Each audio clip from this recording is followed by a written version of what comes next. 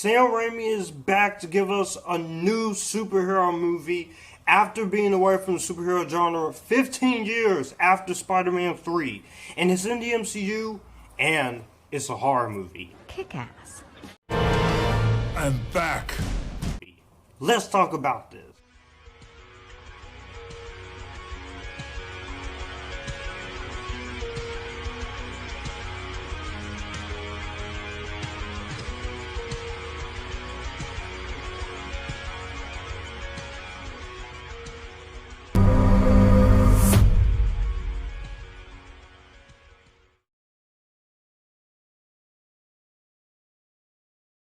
What's going on, everyone? It's Joshua, Feature Filmmaker Reviews. I talk movies, TV, and music, giving you guys my non-spoiler review for Doctor Strange in the Multiverse of Madness. If you guys are new to the channel, be sure to like, comment, and share. Hit the subscribe button and the notification bell so you won't miss anything as far as movie reviews, TV reviews, music talk, anime reactions, live streams, all of that stuff I do here. And let's get into this. Doctor Strange in the Multiverse of Madness is the 28th movie in the Marvel Cinematic Universe. Of course, directed by Sam Raimi, stars Cumberbatch, Elizabeth Olsen, Chiwetel Ejiofor, Rachel McAdams, Xochitl Gomez, Benedict Wong, and Michael Stuhlbarg. And this is the sequel to 2016's Doctor Strange, the 6-year-long awaited sequel to his awesome, underappreciated solo movie. Dr. Stephen Strange casts a forbidden spell that opens the portal to the multiverse. However, a threat emerges that may be too big for his team to handle. So he travels to the multiverse to protect a new character, America Chavez, a teenager capable of traveling between universes, and stop the evil within the multiverse. That is as simple as I'm gonna get, because I don't want to give anything away. When it comes to Multiverse of Madness, I was legit excited to see it. Not only because I'm a fan of the MCU, but it was also the first time we're going to get a superhero horror movie in the Marvel Cinematic Universe. And when I heard Sam Raimi was going to be doing it, I became more excited. I know this was supposed to be Scott Derrickson at the time, pre-production, but he left. But I think that worked out for the better. Benedict Cumberbatch and Rachel McAdams was coming back. But also, we were going to be playing around with the multiverse, and we were going to be getting Scarlet Witch into this. So that alone made me very excited to see it. I was a little worried going in that they were not gonna acknowledge the multiverse that we've had previously that was set up. I was a little worried they were not gonna follow up with what they set up in the finale of WandaVision, which it is required along with the first Doctor Strange. I'm just gonna say it right now. I am very happy to say this lived up to my expectations. Alright! Ready? Ready! And not only that, this has dethroned Avengers Age of Ultron as my new favorite MCU movie. The little PSA I need to say right now before I start talking about the movie. Go into this, lower your expectations. The movie is not going to be filled with a bunch of cameos and a lot of hopping around multiverses. And one more thing I need to say, because I need to address this right now, because if I don't say it now, I don't think people are going to get the picture. Do not go into this movie ready to hate it because you didn't get the fan theories you wanted. I'm not saying you're going to have to like the movie like everyone else, but to hate on this movie because your predictions were wrong and you didn't get the fan theories you wanted. You are made of stupid. It's stupid, it's childish, and it's toxic. Shut the fuck up and listen to me. You're toxic and you're bad news. That is not the movie's fault, nor is the filmmaker's fault. Screenwriters are not obligated to cater to your fan fictions. They're doing what the director wants to do and accept the movie you got. We're sorry, but your kind isn't allowed here.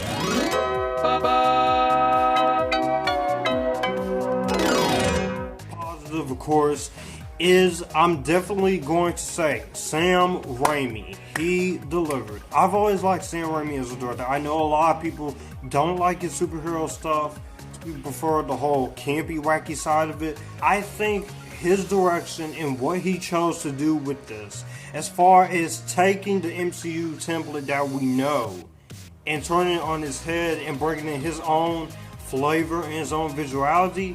This is pretty much a Sam Raimi movie, and you definitely get that Sam Raimi feel as you watch this. There is not a single moment where it doesn't feel like Sam Raimi. Before the movie came out, he did cut out a few minutes of this movie because it was a little too slow and it was a little too boring. But I think he made that decision for the better, because this is a very fast-paced 2 hours and 6 minute adventure that just never stops. It goes for it. It doesn't waste no time at all. You get exactly what you come in here for. And the way he chooses to direct this movie, this is full on Raimi. The themes that he's going for, the campy tone that he's going for, the whole full comic book S tone that he wants to go for, mixed with a lot of the imagery that you see and the nods to stuff like The Evil Dead and a lot of his previous horror work. All of that is in here, and you do get exactly what you're coming into this movie for. This is not a moment where it doesn't feel like it's Sam Raimi.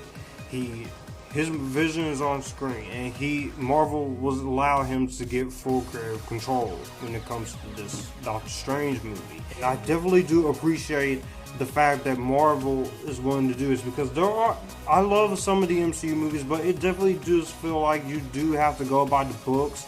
So it's always nice when you get a director like Destin Daniel Cretton or Chloe Zhao or someone like Sam Raimi to come in and take the wheels off of the MCU and just go in a different direction and be creative with it. And I definitely do appreciate that. The themes of forgiveness and how far can your obsession with dark magic, something like that, a lot of the themes that he goes for in his movies are here. And especially when it comes to the Wanda side things, a lot of those themes do play here. And I was very happy with Sam Raimi's direction here. Another thing that I was very happy with and very satisfied with was, of course, the action scenes. This is Raimi going for the crazy, wacky action you get. Now, the action is there, but when you get into the horror stuff, there are some images in this movie. There is a reason why people say don't take your kids. The violence in this movie, this is the most violent and the most goriest of the MCU. And I definitely appreciated that aspect, because I was worried Marvel or Kevin Feige would not let him go there. But they let him just go there, and it is pretty violent. It's brutal. Even there is death aspect alone. With the superhero action of an MCU movie, with the horror and intensity of a Sam Raimi horror film, that is a perfect blend there. I love that is a perfect blend. And there are moments in here that generally scared me, that terrified me, and it was very refreshing to take this formula of the MCU that we know and love and go into something different, do something ambitious with it. And I appreciate movies like this for that. I am a fan of DC and Marvel, and I always like when they want to step out of the comfort zone and be more ambitious, especially Marvel. While I may not have been a fan of Eternals, I do respect that movie for what it was trying to do, even if it didn't 100% fully satisfy my expectations. This movie with Sam Raimi, he doesn't care about those people who wanted fan theories. He makes the movie that he wants to make, and that is the thing I appreciate when it comes to this movie, is just that alone. Now I have to touch on the acting, because I want to get into the performances of this movie. This is definitely both sides of the story when it comes to Multiverse of Madness. The Strange side, and you get the Wanda side. Benedict Cumberbatch, once again, he is great as this character.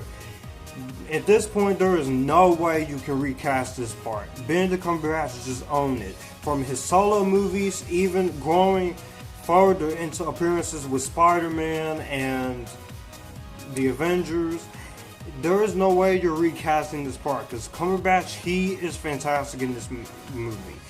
They give him a lot more character growth. He definitely does have that Iron Man side of him, but is in his own way. I do like that side of him in his own way with the magic, and it is awesome. I loved what they did with him here. There's even taking his character growth further because of what happened in No Way Home and the first Doctor Strange movie. The choices that he's made have consequences, and that definitely does apply to the next person I'm going to talk about here in a second. But Benedict Cumberbatch, he owned it. I thought he was awesome. He was fantastic. What do you know about the multiverse? Viz had his theories. He believed it was dangerous. He was right. Now I gotta talk about the most valuable player here because I've been waiting to see this character again in the movie. I'm finna say it right now. Wanda freaking Maximoff. Kick-ass.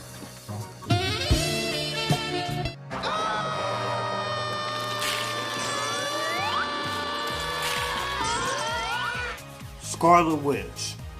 My God, I was not prepared for what we were gonna get with her. I knew she was gonna have something involved with this movie, but the way they handle her here, from the writing standpoint and direction standpoint, and so with Elizabeth Olsen's incredible performance. I'm serious. Elizabeth freaking Olsen. You break the rules. Look out! You become a hero. I do it, I become the enemy. It doesn't seem fair. Wow. That's all I gotta say is wow. Considering the fact that we know Wanda from where she started from Age of Ultron all the way up to now, and where we left off of her with WandaVision, with so much pain and guilt and grief and anger that she holds, this does kind of complete her transition into Scarlet Witch. And I definitely do want to see more of this character. She does some things in this movie I can't spoil, but it genuinely had me surprised. And Elizabeth Olsen, her performance is really good. She is definitely in my favorite MCU characters for sure. And she's my favorite MCU female character for sure. She's that great in here. Correct! I love you. I'm gonna need therapy. Damn! And Elizabeth Olsen just killed it in this movie. She rocked it. Even to the point where I do feel like she should get nominated for an Oscar for this performance. But I don't think the Academy is going to do it. But she just rocked it. So much emotion, so much anger, so much intensity out of her performance. And I very much enjoyed it. Even with the alternate versions of herself, she was great. Returning players, Benedict Wong, he is awesome as Wong. I love his character. He once again has a lot more fun and he has more to do this time around. Chiwetel Ejiofor, he's not in the movie as much, but he is also pretty good. They don't do a whole lot with him, but I think he does great as Mordor, especially when it comes to a certain moments in the movie that made me geek out. I can't say anything, but he was great. Rachel McAdams was great. It's good to see her back again. We haven't seen her in a very while since the first Doctor Strange, so I like the fact they brought her back and didn't just get rid of her completely after the events of Endgame. Isn't in the movie a whole lot, but and mainly because of pregnancy and stuff, but she does a great job in the movie as well as Christine Palmer. And I do want to see where else they're going to take her in the third. Now we got to get to the new character, America Chavez, played by Xochitl Gomez. And all of you people online who has been bullying this girl for playing this character and being toxic as fuck on the internet to her and other MCU actors and filmmakers, grow the fuck up and stop bullying. Stop acting so stupid! You should be ashamed of yourself! Stop it. Get some help. Don't be bullying actors like this because she was great. They don't do a whole lot with America Chavez. I think they're going to save her for more of the MCU, but I thought she really packed a punch here as America Chavez. And it has me curious on what more they're going to do with her, as well as seeing more of her in the Young Avengers. So I'm very curious to see what they're going to do with her. Now, I know what you guys are going to ask me. Is this movie the multiverse? Yes, you do get the multiverse scenario. Again, some people are not going to like this movie because they're not going through different multiverses of different franchises. But the movie didn't need to go that route. It just needs to stay in its own universe and go through different multiverses of chaos and madness and horror and craziness. And I think the movie succeeded in that very well. As well as not having so many cameos in this movie. The cameos are good, they were satisfying, and they were entertaining. I won't say who they are, especially a certain one if we've all watched the trailer. Some people are going to say there should have been more cameos. We should have seen Deadpool. We should have seen Miles Morales. No! You saved those characters for the future of the MCU as such. We don't need to see Miles Morales right now in this movie. And I was fine with what they choose to do there. I was okay with this. From a technical aspect, the cinematography, production design, costumes, and the visual effects, all of that is top notch. This is a $200 million movie. Marvel ain't gonna phone this shit in because this is the big budget filmmaking. And they let Raimi use his $200 million budget to his advantage because all the creatures and the worlds of the multiverse and just the action scenes, the fight choreography, the magic battles with Doctor Strange and Wanda having to fight for her side, but also being consumed by darkness, which I very much appreciated that aspect. That was very ambitious to go, and I thought I was gonna hate it as I was watching it, but I appreciated that. Again, not spoiling anything. All of the technical aspects from the cinematography, by the cinematographer of the movie, by the production design, costume, the makeup, the effects, all of that is just amazingly well done. I was so happy when it came to that. And the action scenes had me filled with so much anxiety, so much tension. Even the horror stuff had me filled with so much tension and anxiety. And I very much appreciate the effort that Raimi and his creative team did. And the pacing is fine. I know some people say this movie should have stayed 2 hours 28 minutes, but we just had Eternals last year, and that was one of the longer movies in the MCU. And I'm fine with a shorter paced MCU movie. We have not had a shorter paced MCU movie since Captain Marvel. The movie didn't need to go the extra mile and be there. And for the hard PG-13, they get away with a lot here. So I was definitely happy when it comes to that side of things. I was so happy when it came to that. Because they actually have the balls to go the extra mile. I know some people will probably say this should have been rated R. Not every single superhero movie out there can be rated R. Before I even forget, I do want to touch upon the score for this movie because this score is definitely one of my favorites of the MCU soundtracks. Now, this time around you have Danny Elfman, who was hired as composer after Sam Raimi took over and Michael Giacchino left to do music for The Batman, which also has a great score as well. The score to this movie is really awesome. Danny Elfman is one of my favorite composers. He's worked with Sam Raimi before, with Oz the Great and Powerful, with A Simple Plan, Spider-Man 1 and 2. His themes were used for Spider-Man 3, even though they didn't work together due to creative differences in Spider-Man 2. And they did a great job with the score in Darkman. The score of this movie is really great. I love the way Danny Elfman uses the score. He did music for the movie, a very well done score. The orchestra is very good, it's haunting, it's terrifying.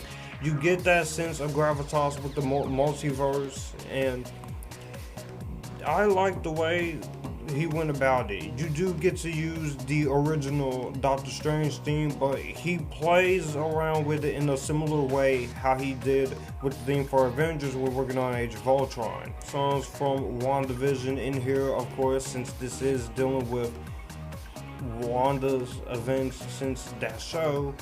And there's a little bit of something there which I won't say in the score, but I was very impressed with the score, especially the main theme and the Multiverse of Madness theme. I definitely appreciate all of those aspects, and I think every single one of those aspects together makes this a very entertaining movie. And I didn't mind the script for the most part, which I'm about to get into right now. That's really my only issue when it comes to this movie. Is I will say I do feel like the script could have slowed down just a little bit so we can get some time to breathe for all the crazy stuff Sam Raimi throws at us.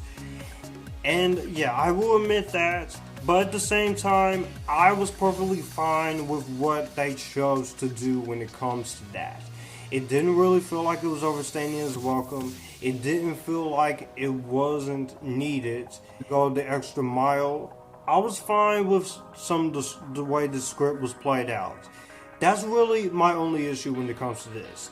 And this other issue, this is just a personal thing. If you are sensitive, if you are someone who has not watched WandaVision when it comes to Scarlet Witch, you will be confused as to what's going on with her character. So I will highly recommend you watch WandaVision before watching this. Or even if you haven't watched WandaVision, I do think you will be able to grasp on what's going on with her. And this is just another personal thing that people are gonna get with. Please do not argue in the comment section with me or people who love this movie or hate this movie or was in the middle, because we got a different type of MCU movie. So, especially to people who liked Eternals. I wasn't one of them, but I didn't hate the movie for wanting to be ambitious. And I can see a lot of people, especially some of you PDCAs out there, not enjoying this because this is not your usual MCU movie. Considering the fact we are 28 movies into the MCU, it's a high time Marvel did something different.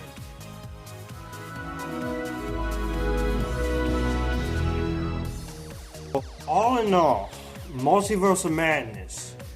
I wish I could go into spoiler territory about some things that made me happy, but I'm not going to, because you all need to see this movie. This was awesome.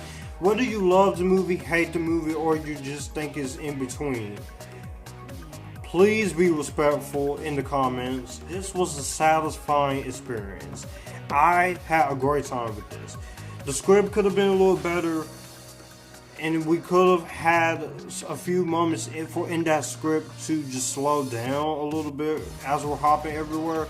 But this delivered on exactly what I wanted it to be. A full-on MCU horror movie that delivers on what you want with Sam Raimi. This is Raimi going for Raimi with some great performances from Cumberbatch and Olsen. Sense of ambition, definitely some horror vibes, some very fun action scenes, and I just also had a blast. As I'm gonna say again, keep your expectations in check, and I think you will have a good time with this. And please remember, this is not the Marvel's Heroes cameo here everywhere. Not gonna be for everyone, but I loved this movie a lot. This is my favorite movie of the year thus far, and my new favorite MCU film. With that being said, I'm almost close to giving it a Spider-Verse, but I'm gonna give this movie a better than Vampire Academy. So those are my non-spoiler thoughts on Multiverse of Madness. I probably will do a spoiler discussion or a review on my channel, going in depth about a few things.